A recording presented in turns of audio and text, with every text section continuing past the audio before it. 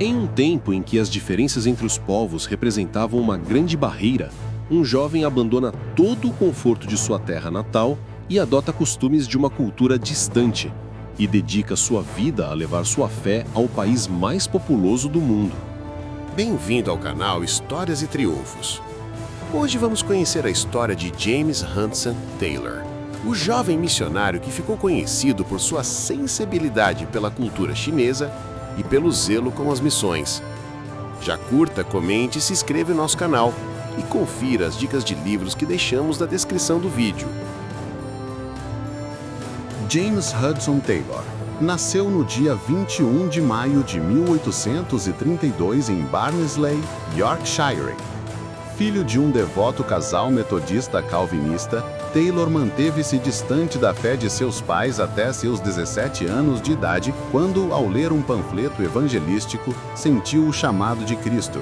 Passou a declarar sua fé e, em dezembro do mesmo ano, decidiu aceitar seu chamado missionário, se comprometendo ao evangelismo da China. Decidido a dedicar-se às missões na China, um território fechado e hostil a estrangeiros, em que apenas algumas cidades portuárias permitiam presença ocidental, aos 19 anos, começou a estudar a cultura chinesa, teologia, mandarim convencional, grego, hebraico e latim. Taylor ainda dormia em camas duras para se preparar e doava metade de sua renda para treinar sua fé. Em 1851, muda-se para um vilarejo pobre em Kingston-upon-Hull para ser assistente médico do Dr. Richard Hady, e lá intensifica sua preparação para uma vida de fé e serviço, se devotando aos pobres e confiando em Deus para suprir suas necessidades. Neste cenário desafiador, Taylor treinava pregações ao ar livre e, no ano seguinte, começa a estudar medicina no Hospital Royal London and Whitechapel, em Londres, como forma de se preparar para o trabalho na China. O grande interesse sobre a China despertou na Inglaterra através da Rebelião Taiping, que na época foi suposta erroneamente como um grande movimento ao cristianismo. Juntamente com as grandes, porém exageradas reportagens feitas por Karl Guttuslav sobre a acessibilidade da China, levou à fundação da Sociedade de Evangelização Chinesa, uma das primeiras sociedades missionárias protestantes dedicadas à China. Hudson ofereceu seu serviço à missão e se tornou seu primeiro missionário. No dia 19 de setembro de 1853, aos 21 anos antes de completar seus estudos em medicina, Hudson Taylor embarca no navio Dumfries rumo à China, desembarcando em Xangai no dia 1º de março de 1854. Ao chegar, Taylor encontrou um país devastado pela rebelião Taiping, uma guerra civil que ceifaria milhões de vidas. Em suas primeiras incursões em torno de Xangai, mesmo trazendo consigo kits médicos e habilidades, Taylor frequentemente era mal recebido pela população. Tudo isso tornou seus primeiros anos na China um período muito turbulento. Mas Taylor se manteve firme no propósito, adotando uma estratégia revolucionária para a época. Em vez de permanecer nas colônias ocidentais, adentrou o interior da China, abandonou suas roupas ocidentais e vestiu-se como um chinês comum. Deixou crescer uma trança, o qiu, símbolo da submissão ao imperador Qing, aprendeu a comer com palitos e ainda tornou-se fluente na língua local. Os outros missionários o ridicularizavam, diziam que ele estava traindo sua identidade britânica. Mas Taylor tinha outro entendimento. Para alcançar os chineses, precisava ser um deles, e assim conseguiu atrair um público sem causar perturbações. Durante este período, Taylor teve diversos reveses, como a destruição de seus suprimentos médicos em um incêndio e o roubo de quase todos os seus pertences enquanto viajava pelo interior da China. Mas também encontrou apoiadores, como William Chalmers Burns, evangelista escocês da missão presbiteriana inglesa, com quem se juntou em Shantou, e do evangelista George Muller, que o inspirou a fundar a missão Ningbo. E foi em Ningbo que Taylor conheceu Maria Jane Dyer, com quem se casou em 1858. O pai de Maria, reverendo Samuel Dyer, da London Missionary Society, já falecido naquela época, foi pioneiro nas missões orientais, atuando em Penang, Malásia. Ela viveu e trabalhou numa escola para meninas em Ningbo, dirigida por uma das primeiras mulheres missionárias na China, Mary Ann Aldersey.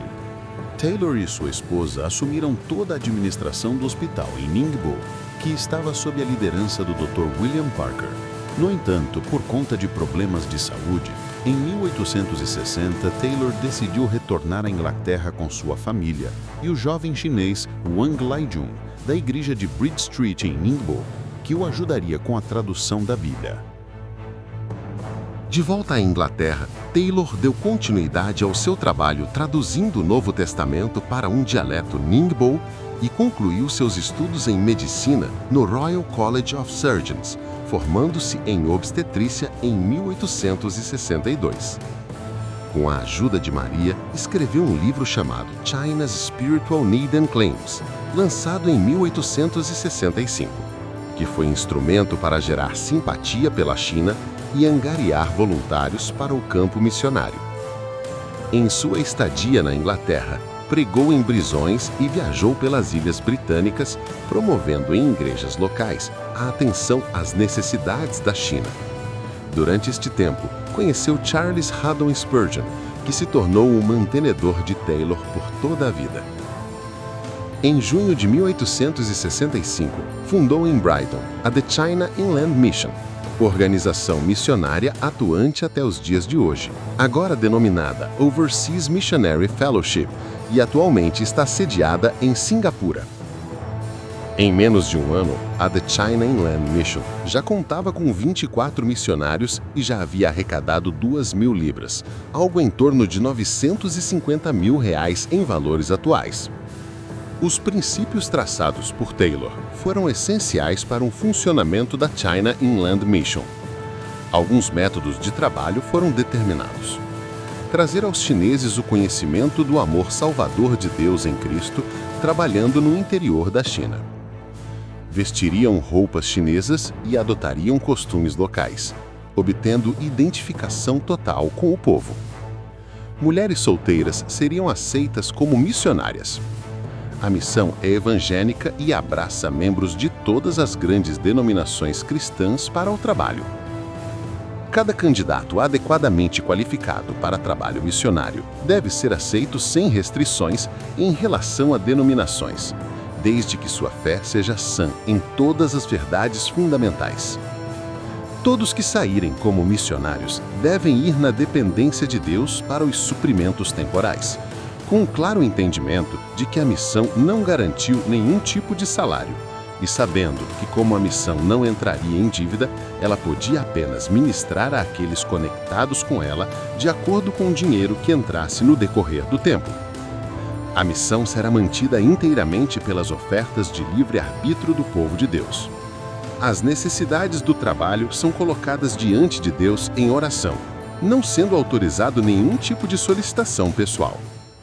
Não será gasto nada mais do que o recebido, entrando em dívida sendo considerado inconsistente com o princípio bíblico de total dependência em Deus.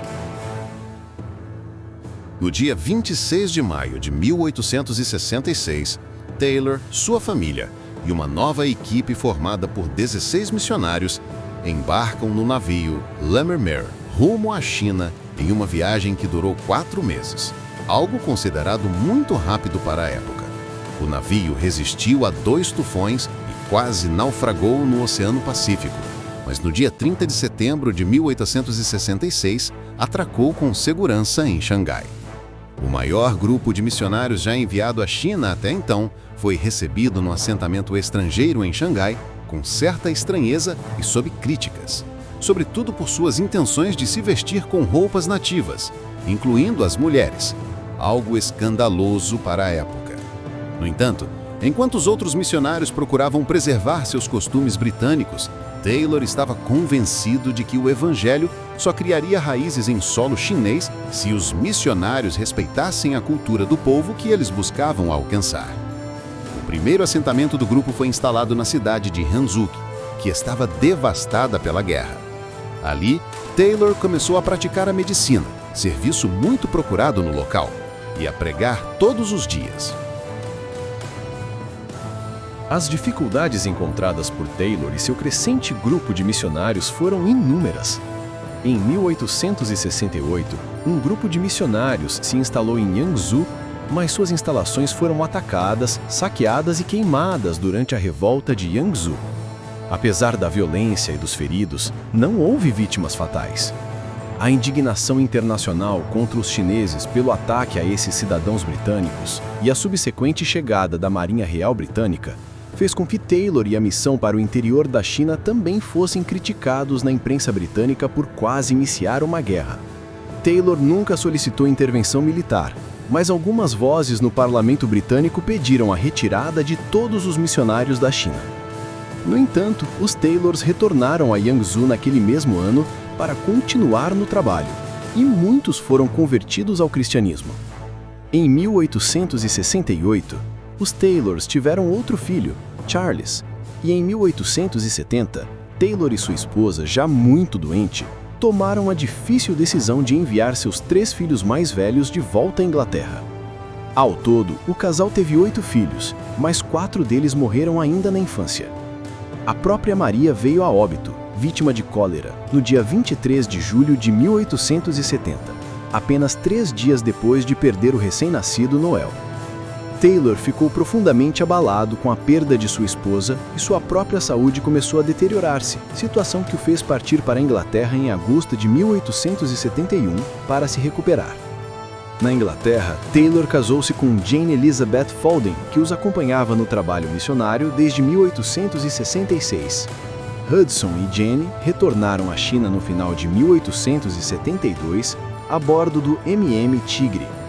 2 anos depois, os Taylors foram forçados a retornar mais uma vez à Inglaterra por causa da morte da secretária da missão e cuidadora de seus filhos, Emily Bletchley. Durante o inverno de 1874 e 1875, enquanto ainda estava na China, Taylor sofreu um acidente que o deixou parcialmente paralisado por algum tempo. Neste entrave causado pela incapacidade física, Taylor confiantemente publicou um apelo para que 18 novos missionários se unissem ao trabalho. Seu apelo teve êxito, e quando ele recuperou as forças, retornou à China com os 18 missionários solicitados. Enquanto Jenny permaneceu na Inglaterra com os filhos, incluindo a filha órfã do colega missionário George Duncan. Em 13 de setembro de 1876, foi assinada a Convenção de Tifu, um acordo entre Grã-Bretanha e China legalizando o trabalho missionário no interior da China.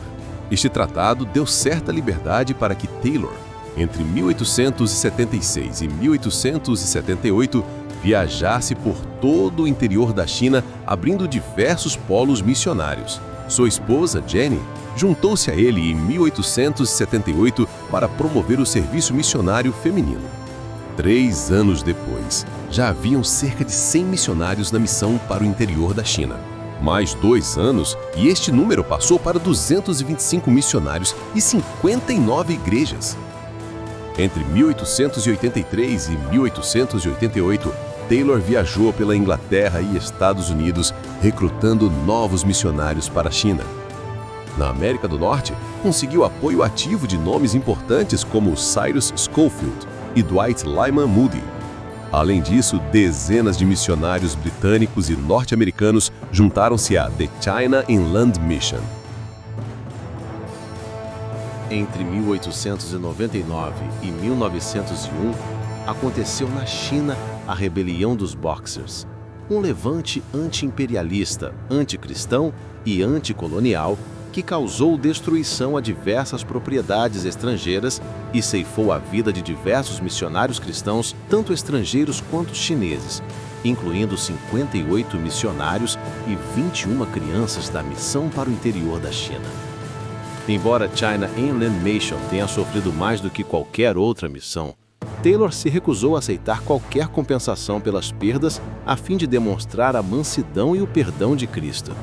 Seu posicionamento gerou muitas críticas, mas foi elogiado pelo Ministério das Relações Exteriores britânico, cujo ministro em Pequim, expressando sua admiração e simpatia por ele, doou 200 libras para a missão, algo em torno de 30 mil libras em valores atuais. Os chineses também ficaram tocados com a atitude de Taylor. Com a saúde debilitada, Taylor e sua esposa se estabeleceram na Suíça, aposentando-se das missões em 1902. 2 anos depois, sua esposa Jenny faleceu vítima de câncer. Em 1905, Taylor retornou à China pela última vez e lá, depois de visitar diversas cidades, faleceu repentinamente enquanto dedicava-se à leitura em sua casa na cidade de Changsha. Seu corpo foi enterrado em um pequeno cemitério inglês próximo ao rio Yangtze, ao lado da sepultura de Maria, sua primeira esposa.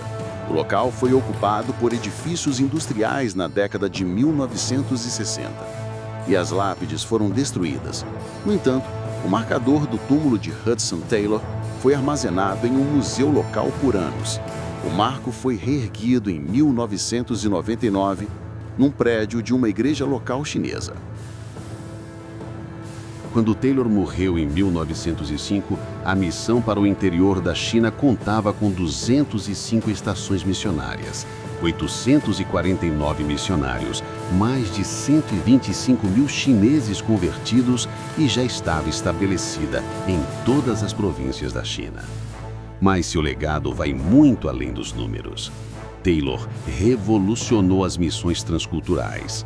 Provou que a contextualização cultural não significava comprometer a mensagem. Demonstrou que mulheres podiam ser missionárias eficazes. Inspirou milhares a viver pela fé. Sua biografia serviu de inspiração para muitos outros notáveis cristãos missionários, como Amy Carmichael, missionária na Índia, Eric Liddell, missionário presbiteriano e medalhista olímpico, Jim Elliot, fundador da Bible Study Fellowship, Billy Graham, Luiz Palau, entre tantos outros até os dias de hoje.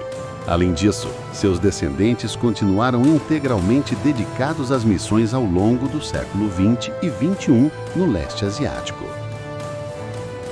Se você se inspirou nesta história de fé, coragem e transformação, clique no botão gostei e se inscreva no nosso canal. Nos ajude a continuar contando as histórias que moldaram o nosso mundo.